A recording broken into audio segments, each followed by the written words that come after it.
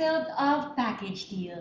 I'm Allison. And I'm Maywell. We're your hosts again. Allison, random question. When you consume something like food or beverages, naiisip mo pa kaya kung saan napupunta yung plastic packaging waste after you consume it? Honestly, hindi na, pero diretso naman sa bulsa ko as a responsible citizen.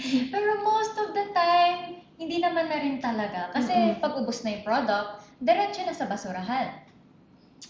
Exactly, same here. But imagine this. Millions of products being consumed every day. That's also millions of pieces of packaging being thrown away. And that's actually something businesses today are starting to think more seriously. Not just how packaging looks, but what is being done after it's used.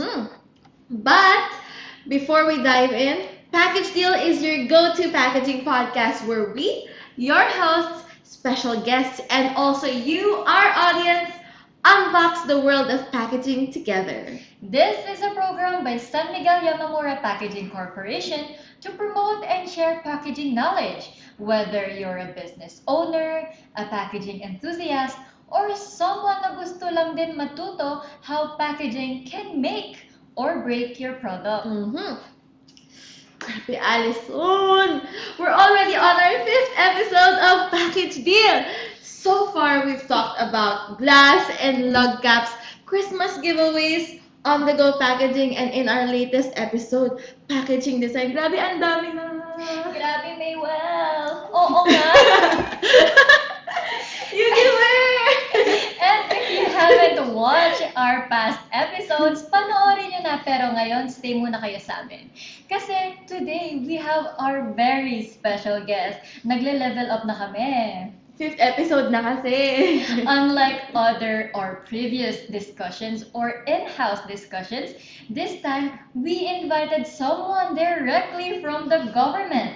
Someone who works on the implementation of the law mismo. Ay, super excited ako dyan. Nag-upgrade. So, now, we've talked a lot about designing packaging, choosing materials, and making the packaging look attractive. But here's the question. After the product is consumed, what happens to the packaging? With growing environmental responsibility, sustainability, and of course, new laws, hindi na pwede ang bahala na approach when it comes to packaging waste. Yes, last 2022, the government actually passed a law requiring companies to take responsibility for their plastic packaging waste. Nabalitaan mo ba yun? May ganun. Wow. This is called the Extended Producer Responsibility or EPR under Republic Act number 11898. To our mga kapartners watching, quick poll muna tayo. Comment below if narinig nyo na ang EPR before today. Type yes or first time. Wow, YouTuber na talaga, may pa ganon. Kasi medyo familiar na ako eh. We want to hear from you guys kung may mga familiar na ba or mga first timers din. Medyo lang, parang dapat sobrang familiar ka na dyan. Pero ako, I know this. I'm also a little familiar with this. Ano kaya, may question lang ako. Ano kaya ang relevance ng batas na ito sa ating mga MSMEs? Covered ba sila o hindi? May kailangan ba sila gawin o wala? Hindi. O wala. Yes or no? That's actually a very good question, Allison. And instead of me answering that, we've invited an expert to help us understand this topic better. We've invited someone from the Department of Environment and Natural Resources, or DENR. Joining us today is Attorney Ivy Joyce de Pedro Padilla from the DNR Environmental Management Bureau. She is the head of the Compliance Monitoring Committee for the EPR law implementation. She is also currently assigned to the office of the recently appointed DNR Secretary, Attorney Juan Miguel Mitch Cuna. Attorney Ivy, welcome to Package Deal. Welcome! Thank you. Attorney, let's start with a very simple question. Napag-usapan kasi namin ni Allison kanina Saan nga ba talaga napupunta ang plastic packaging waste after natin makonsume yung product? Currently, ang practice natin ay linear economy. Mm-mm. So, what we mean by linear economy is we take natural resources, make it into useful products, then after consumption, tinatapon na yung ating mga wastes Mhm. or in this case, packaging. Kasi kinonsume natin yung products na may packaging, Yes. tinatapon na lang yung packaging wastes. Republic Act number 9003 or the Ecological Solid Waste Management Act of 2000 mandates na magkaroon dapat ng segregation at source.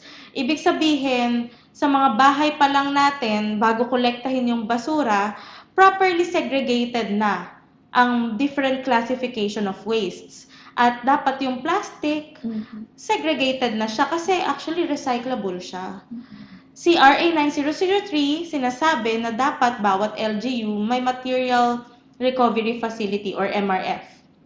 At doon, properly segregated na rin ba if dapat mapunta ba to sa landfill or dapat ba makompost or pwede pa siyang ma-recycle.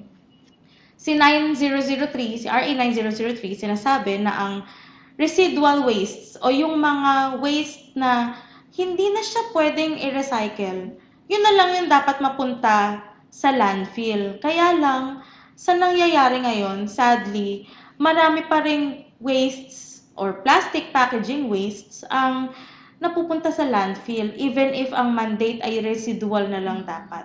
Sadly, sa open environment nga, marami pa ring napupuntang packaging wastes. Grabe, Maywell. Hinotseat mo agad si attorney. First question pa lang yan. Pero oo nga, madami din akong nakikita, especially sa mga coral reefs natin. Madami mga PET bottles or mga sachets. Super polluted na, especially sa ocean. Oo nga, pati na-affect din yung mga turtles, di ba? Alam niyan, mga ka-partners, I'm sure na trending pa nga yung Save the Turtles ba yun? Kasi plastics take hundreds of years to break down. So, they accumulate in our landfills, they clog our waterways, and sometimes even leak into our oceans. Because of this, plastic waste has become a very serious environmental problem. Kay RA 9003, actually LGU ang main implementer nito, yung pagko-collect ng mga basura natin.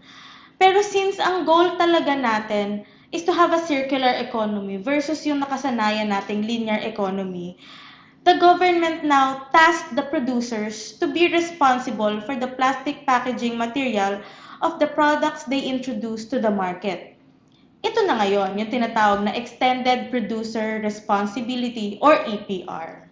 So, attorney, that's the goal ba ng EPR to help with the plastic pollution problem of the Philippines? Exactly. The EPR law, otherwise known as RA 11898, it was enacted in July of 2022.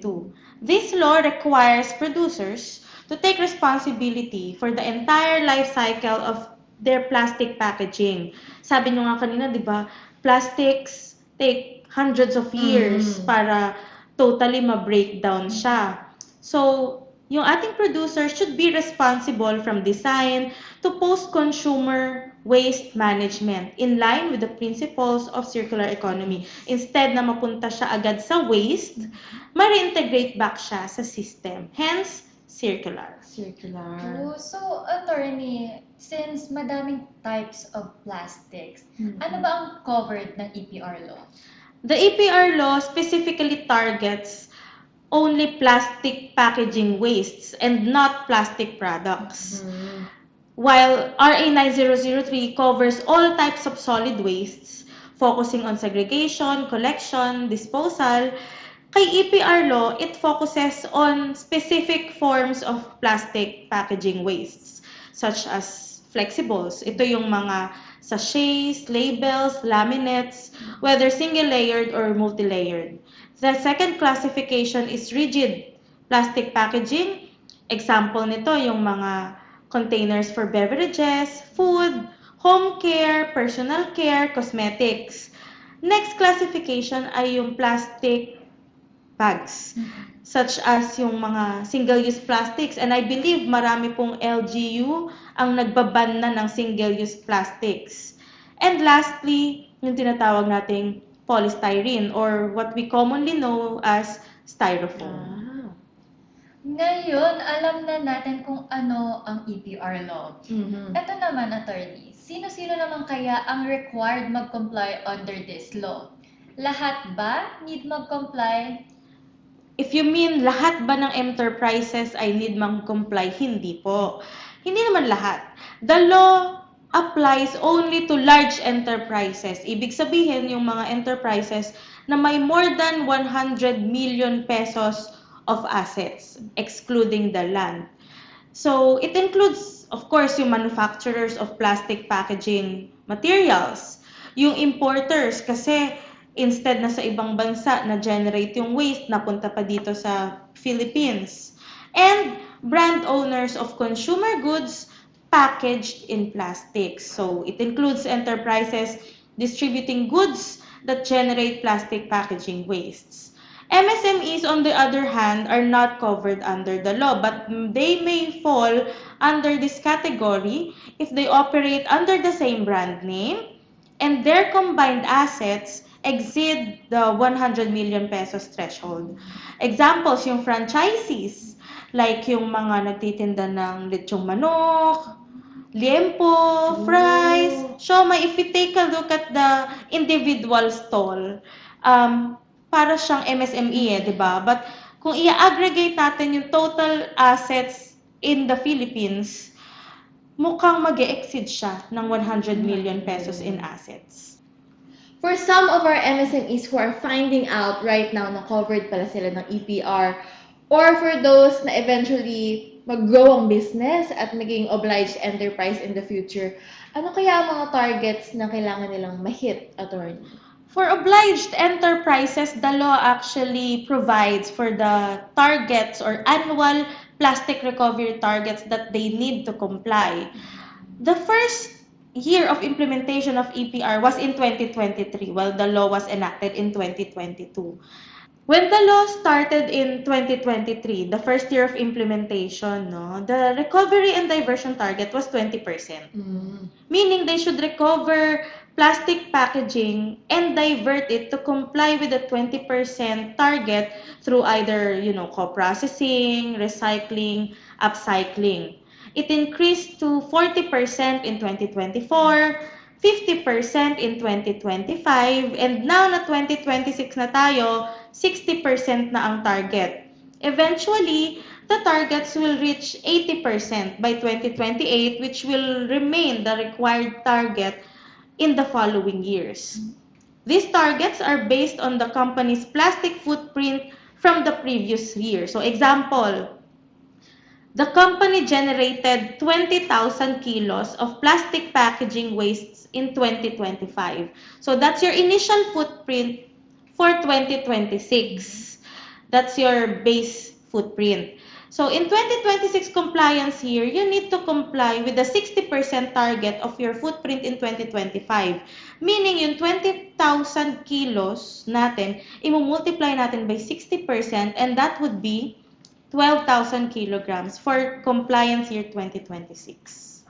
So basically yung recovery and diversion nakadepend sa footprint. Yes. Okay.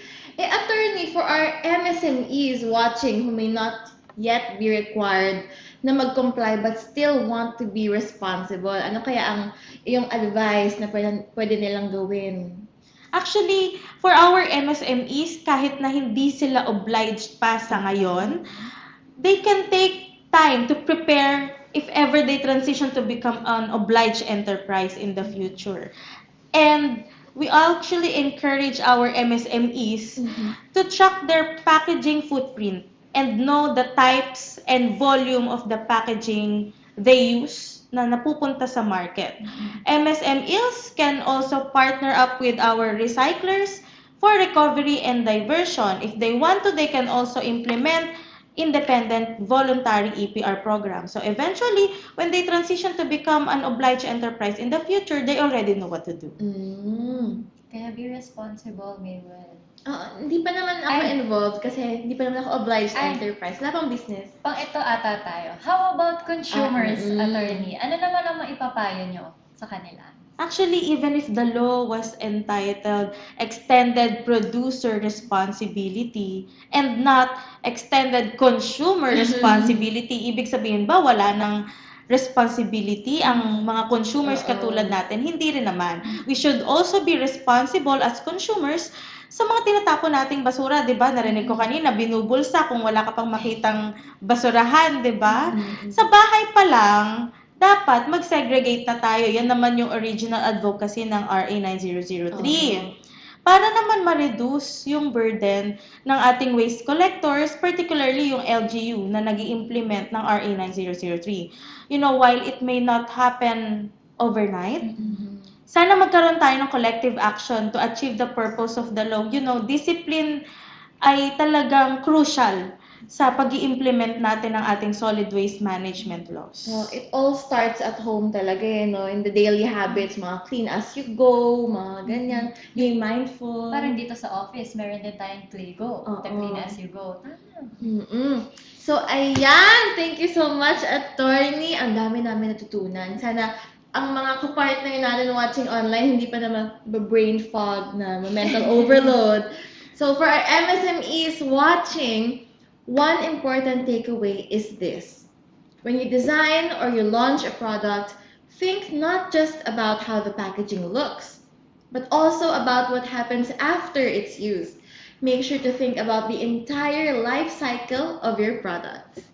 Dahil last episode, we taught you how your packaging should look, how it should be aesthetic.